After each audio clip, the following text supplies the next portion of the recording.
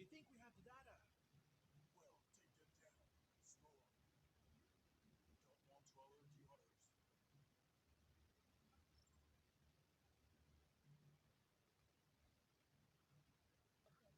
Don't want to alert the others.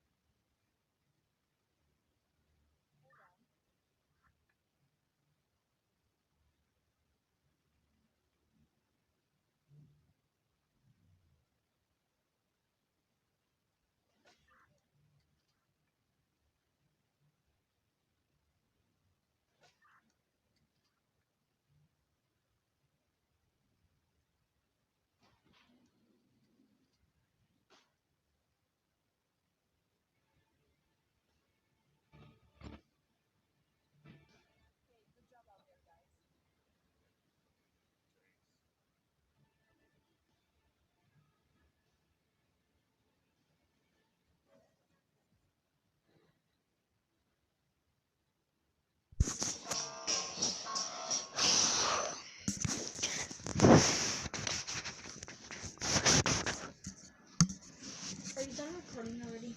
No. Why? Just get out.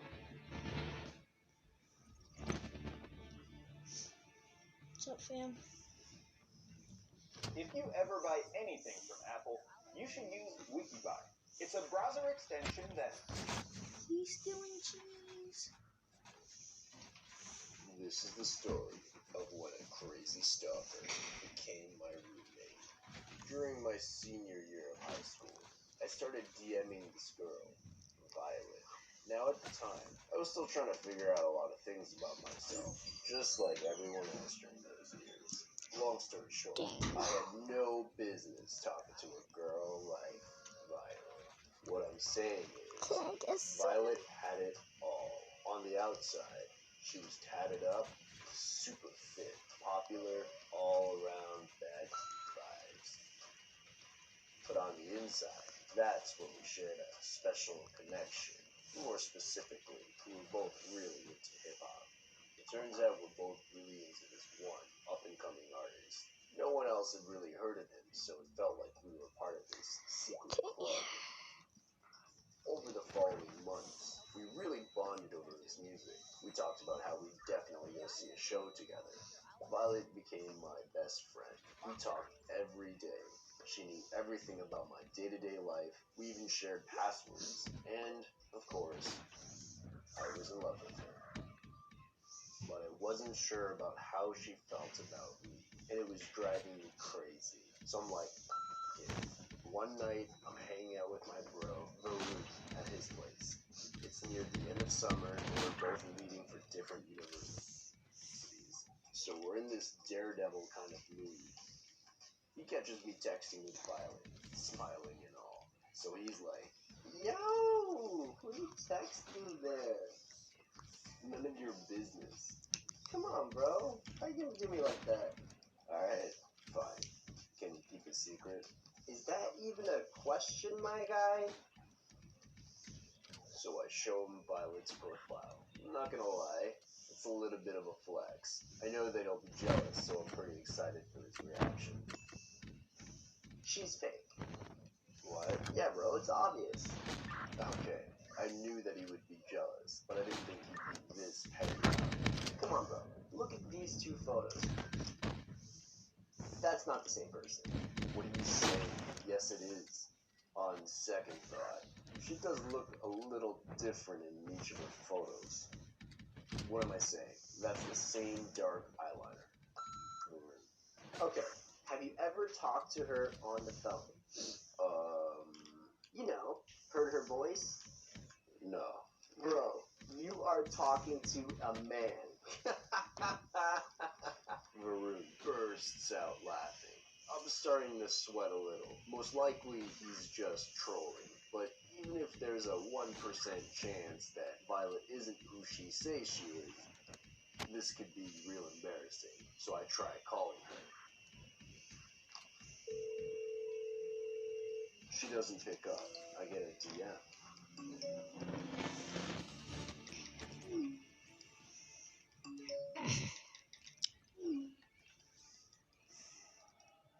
I know this is a little forward, but I had to prove Varun wrong.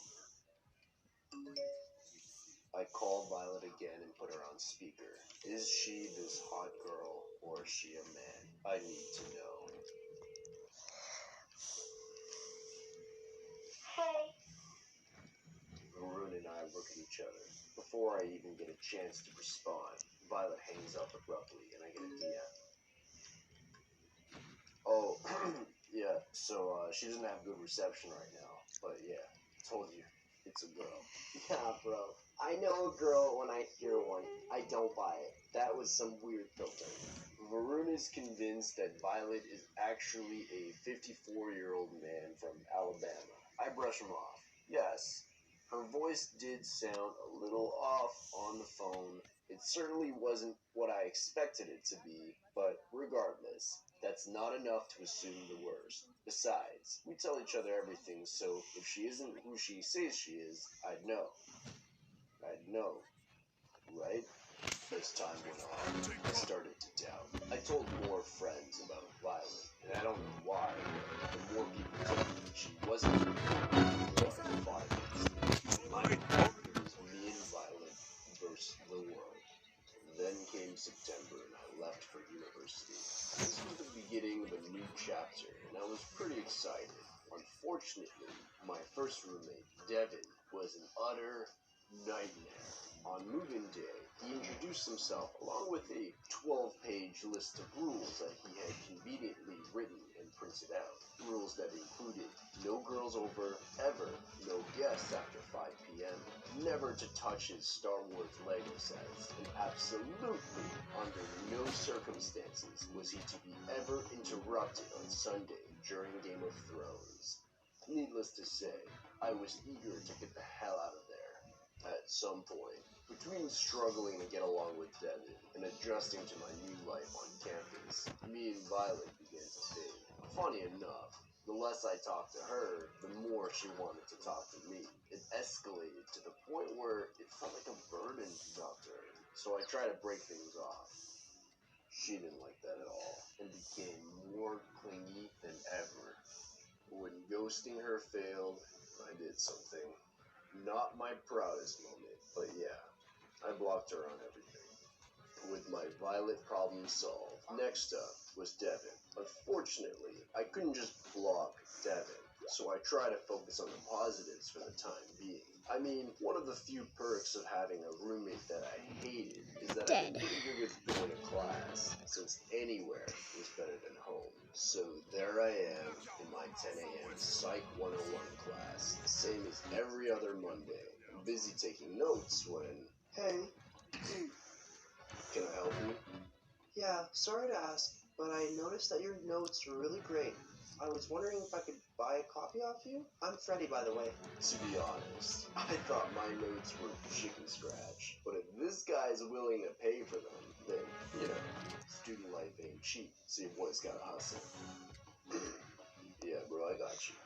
For obvious reasons, we can't meet at my place, so I agree to bring them over to his place after class. I GPS his address and leave my dorm. I get on the bus towards campus. The bus passes all of the student housing and starts getting real close to campus. I hop off the bus and make my way towards the address. When I arrive at the destination, I notice that he lives in one of the luxury condos right by campus. Definitely not student housing, minus the handful of international students, of course. I walk past this gorgeous lobby and make my way up to Freddy's apartment. I knock on the door and then, come in. I open the door and wow, this makes my dorm look like a garbage bin. Freddy walks out of his room. Find the place okay? Yeah, living like a king, eh? Haha, yeah, I guess this place isn't so bad. If you don't mind me asking, how do you afford all of this? Okay, that's gonna be the end for this mission. I see. Bye.